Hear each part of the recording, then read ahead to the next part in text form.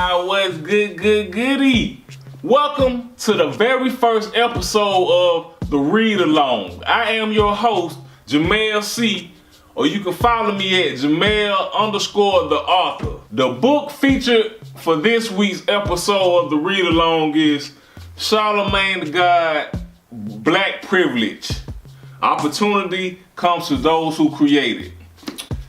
Me personally, I like this book, so without further ado, we're gonna get right into it. Let's see what it's all about. I gotta say the cover art so far is super dope. I like the cover, very classy. I like the title, and I'm a big fan of Charlamagne. And he a hustler just like me, baby. Principle 1. It's not the size of the pond, but the hustle in the fish. I like that. Geographical locations doesn't determine what kind of success you will have, but your psychological position always will. How are you going to make waves in a bigger pond when you haven't even learned how to cause a ripple in the pond you're in? When you stop complaining about where you are physically and start focusing on where you are mentally, that's when you will start to transcend your circumstances. The origins of the dirt road dirtbag. I was born in Charleston, South Carolina, one of the oldest cities in the nation. For a long time, it was also one of the richest, thanks to being the center of trade for several industries, including deerskin, indigo, cotton, rice, and most lucratively African slaves. Sullivan's Island, which lies in Charleston's harbor on the Atlantic Ocean, is where hundreds of thousands of African men, women, and children were brought to this country in chains during the Middle Passage. If you're African American, there's an almost 50% chance one of your ancestors landed at Sullivan's Island. Despite having so much historical significance, you won't find any Statue of Liberty size monument commemorating what scholars call the Ellis Island of slavery. Nope. All you will find is a couple of plaques and a memorial bench Toni Morrison arranged to have built overlooking the ocean. Chances are you've never heard about any of that. This is why, as Public Enemy once rapped, history shouldn't be a mystery. Our story is real history, not his story. Specifically, Sullivan's Island is where most of the Bakongo, this some African names, I can't really pronounce them good, but y'all bear with me, we're gonna try it. Bakongo, Umbadu, Wolof, Mende, and Melican peoples of West Africa were brought to America. It's probably safe to say I'm descended from one of them. I went to a family reunion a few years back and heard some relatives say that McKelveys, that's my father's last name, have Irish ancestors, but it's more likely we just had Irish owners. I did some research when I started working on this book and found that there had been a lot of slave owners in the area with my last name. If you look at some of the old records, you'll find an actual sales receipt like this one from 1885. McKelvey David to Ebenezer Hopkins bill a sale for a slave named Ben, a barber by trade. Maybe Ben the barber was one of my ancestors. Probably the most famous former slave to live in Charleston was Denmark Vesey.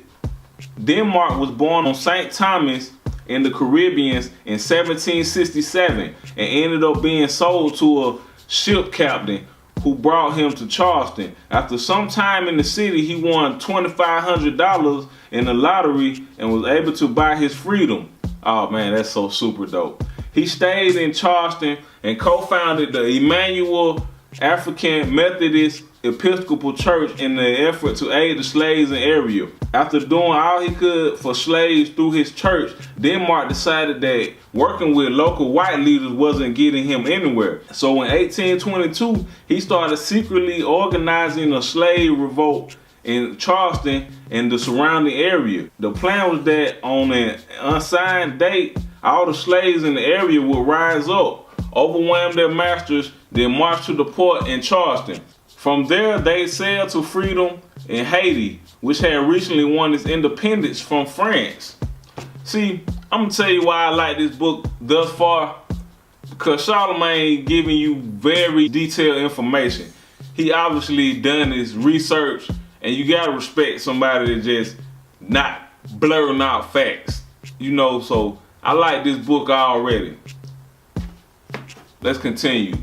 The plan might have worked, except that Denmark and his fellow leaders got them out by local slaves. Now that's snitching, and everyone was arrested before the revolt could happen. After a short trial, Denmark and 30 other slaves were hanged. I always found Denmark incredibly inspirational because he didn't have to help the other slaves around Charleston. He not only literally won the lottery, but he was also a skilled carpenter and could read. It had to be tempting to say, "Peace, Charleston," and carve out a nice life for himself up north. But he didn't go out that route. He was committed to his community and ultimately gave his life trying to liberate it. Unfortunately, if the Emmanuel AME Church in Charleston sounds familiar to you, it's probably not because of Denmark Vesey. No, the church Denmark helped found over 200 years ago to help slaves is also where the terrorist Dylan Roof killed 9 innocent black folk back in 2015. So clearly, the more things change, the more they stay the same in Charleston.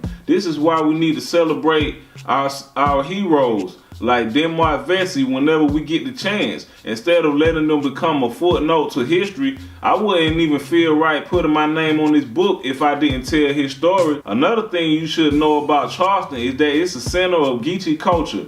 Geechees, or Golas, as they're also called, are the descendants of slaves who lived among the Atlantic coast in the low country regions of South Carolina and Georgia. Even though they've been in America for hundreds of years, Geechee still have a very close connection to African cultures and languages. I've met Geechees who speak a dialect that's closer to African languages than English. Clarence Thomas comes from a family like that and claims one of the reasons he never talks in the Supreme Court is because he grew up ashamed of his heavy Geechee accent. Other kids would make so much fun of him that he became more comfortable listening than talking, or at least that's his story. Chris Rock, Michelle Obama, and Trick Daddy all have Geechee roots as well. Even if you never heard of Geechee before this book, you probably heard some Geechee phrases like Gruber, aka Peanut, and Kumbaya, which means come by here. Growing up in Charleston, I wasn't aware of all that history yet. I do remember going on a field trip to the Charleston Museum, which is actually the oldest museum in the country, but only because I pushed open the emergency door on purpose and set off a fire alarm. Our family, including my older sister Teresa and my younger brother Julian, lived in a trailer park in North Charleston neighborhood. The trailers were packed tight together. If you stepped into one backyard, you were also stepping into someone's front yard. One reason I never minded the close proximity was that there were 2 girls in the trailer behind us who would flash me whenever they saw me looking out of my window. Dope.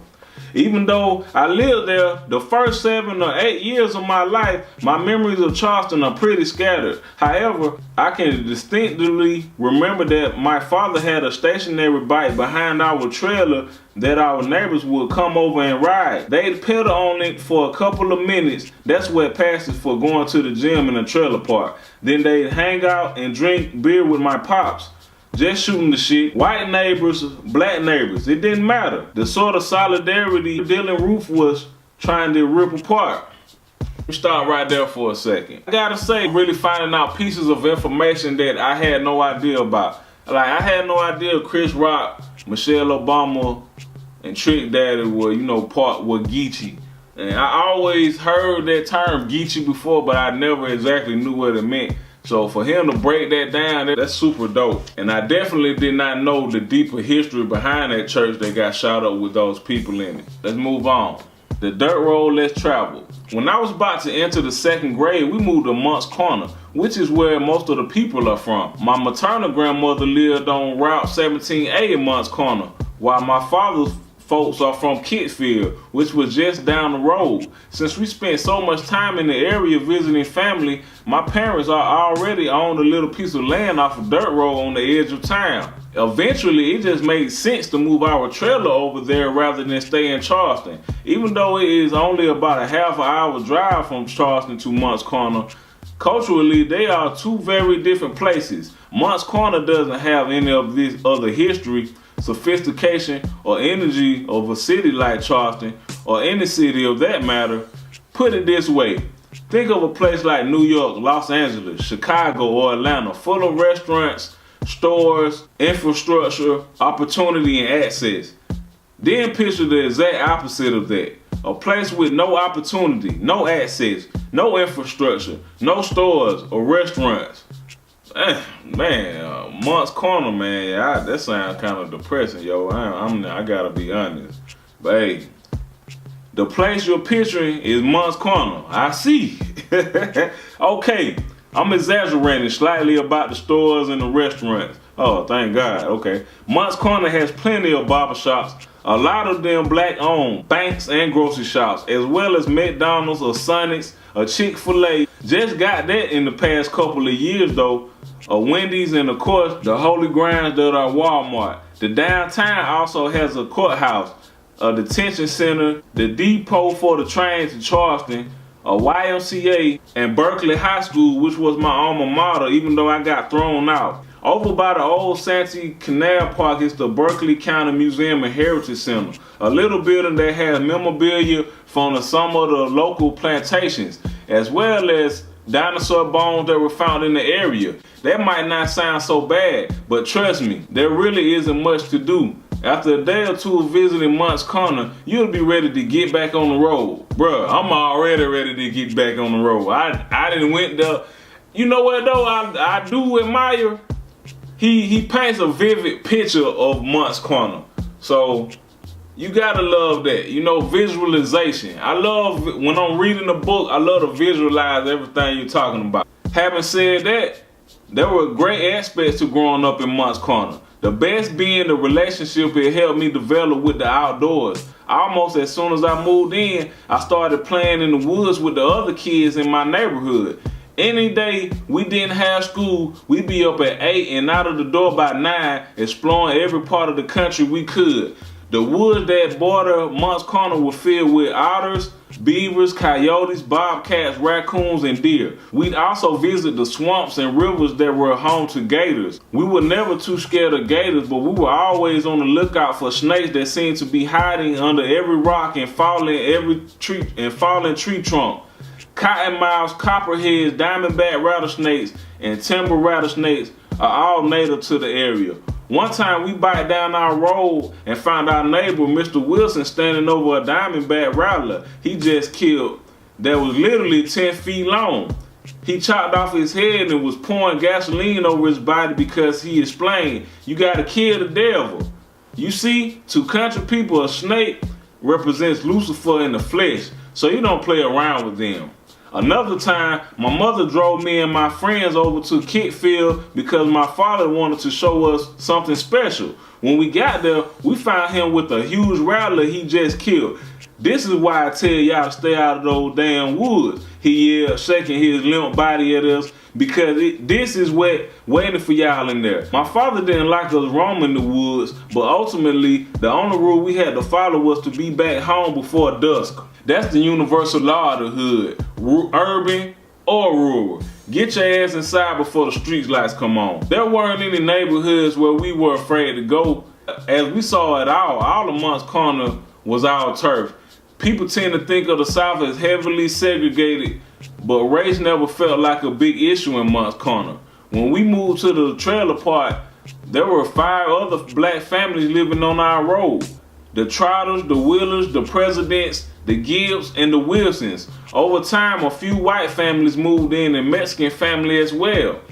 When those white and Mexican families arrived, it wasn't an issue. They were just there. My parents might have experienced racism in their day, but my friends and I didn't feel it as a kid. There was a neighborhood called Pinopolis just north of Mont's Corner, and that's where I imagine all the rich white people live. But I never did bother to go there. Looking back on it, all the homes I'd imagine as mansions were probably regular as hell anyway. I'm gonna stop right there for today. So far, I like this book. And me personally, I would say it's worth checking it out. It's available right now on Amazon and all your reading platforms. Charlamagne the God, I'm gonna give you 5 stars, my guy. Yo, I'm loving this. You did your research. You didn't come in blurting out a whole bunch of crazy facts that didn't make sense. I actually got to use my brain as I read your words. Your words really came to life. So 5 stars all day from me.